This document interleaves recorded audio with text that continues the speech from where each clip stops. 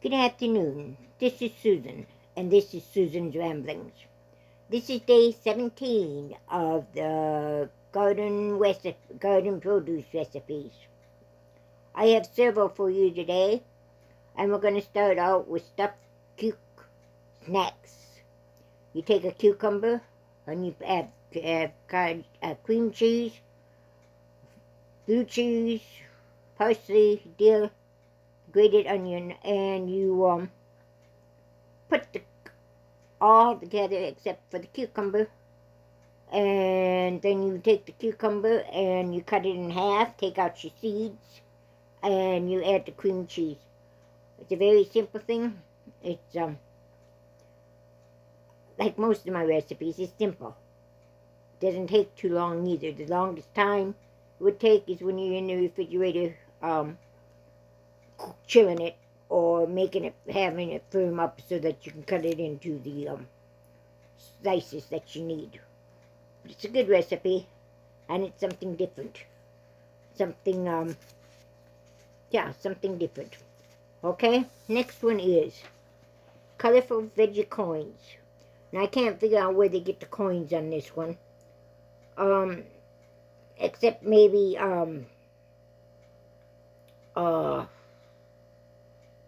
from the carrots and from the squash and so forth that are cut into circles, sliced. Otherwise, I don't know why. But anyway, it uses up a lot of your garden produce that you're coming in now, and you bake it. It's a very simple recipe. Again, the thing going to take the longest is getting the vegetables ready to be used. It's a good side dish, and I think you'll like it. There's your colorful veggie coins. Your next one, fermented carrots. This is very simple to explain. You slice your carrot, you put them in a quart jar, and you add sea salt. And that's all you do to it. You put it back, you fill it with filtered water, and then you weigh your carrots down to keep them under the water, and you set them aside. Put the jar in a bowl and set them aside on your cupboard until they ferment, just like you do sauerkraut. Okay, sauerkraut though you use a bigger container. Fermented carrots, banana peppers and ketchup sauce. This is what I'm working on today. I will be putting them in the canner in a little while. I just took time out so I could get this recipe out to you. It's different, a little bit different because it's got ketchup in it. You don't find many recipes that have ketchup in it. And they say, make sure it's 4 cups of ketchup. Make sure you actually measure them out instead of just taking the ketchup bottle for what it says. Sometimes they aren't very accurate, okay? So you do all that, you touch your brine, simmer it, you don't boil it. Then you take your peppers and your garlic and put them in jars and pour the brine over it, and then you water bath. I'll be doing pints. That'll be enough for me and my family, just to have something a little bit different in the winter. I got a son-in-law who would love them. The rest of us aren't that crazy about hot things, but he will love them. It'll probably be a Christmas gift to him. Okay? Next one. You thought you'd get by without zucchinis, wouldn't you? This one is a very simple one. It's very simple. You use zucchinis, and instead of making fries out of your potatoes, you're going to make fries out of your zucchinis. You just take your zucchini. It only got, what, 4 ingredients to it? Yep, 4 ingredients. That's not counting your cooking spray that you would use on your pan, but just breadcrumbs, Parmesan cheese, eggs, and zucchini.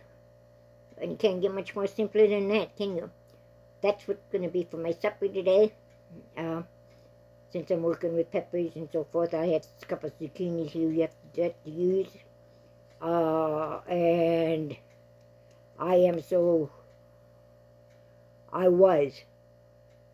still am, so overwhelmed by vegetables and so forth that people have been bringing to me. So I didn't go to farmers market this week. I will probably go if I catch up, maybe on Saturday when they have it. Otherwise, I'll just wait until next Tuesday. Anyway, zucchini fries, that's what we're going to have today. I think we'll have ham and zucchini fries. That sounds pretty good, don't you? I had got a couple hams that I were on sale last week, and I got 2 of them. One is in the freezer, and we'll use it for Christmas or Thanksgiving. For the second one, I'm going to make it and use it for bean and ham soup and so forth to can. Okay, zucchini fries. Next one is zucchini pizza. This is a very simple recipe again. You take your bigger zucchinis, and it says a large zucchini, but I don't think I'd take a large one. I would take maybe a medium-sized one, where the seeds aren't that developed yet. And you cut it into 1/4 inch slices. So it says pieces, but it should be slices. Cut it right on across. Cut off the ends of the zucchini, and then cut them into 1/4 inch slices. Then you put it in the frying pan with olive oil in a large skillet, and you put the zucchini in it, and you top them off with your red pepper flakes if you want them. I'm not going to do it proper red pepper flakes. I'm sorry, I can't handle that. I think probably the way I was brought up, we all have different food cultures, and we just were not brought up with the hot foods. Then your garlic and onion salt. They're both to taste, but I don't know if I'd use salt in this. I think I would rather use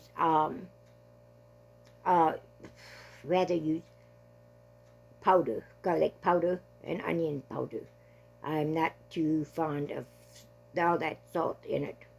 Okay, I know it's only 1/8 of a teaspoon, so that would only give us 1/4 of a cup, but 1/4 of a teaspoon of salt. But I would take the garlic powder. Sorry, I'm trying to do without salt, not because the doctors told me to or anything like that, but I'm doing without it. Anyway, you fry your zucchini, and you sprinkle it with red pepper flakes, your garlic salt or onion salt, and you fry until the zucchini peaches are slightly softened, not all the way done. And you got 3 or 4 minutes on each side. Then you sprinkle the Parmesan cheese on it and a spoonful of your tomato sauce. And then you cook until the Parmesan cheese, just starts to melt. And then you top it with the Mexican cheese, and you cover your skillet and cook until the cheese melts, about 5 minutes. It's a good one.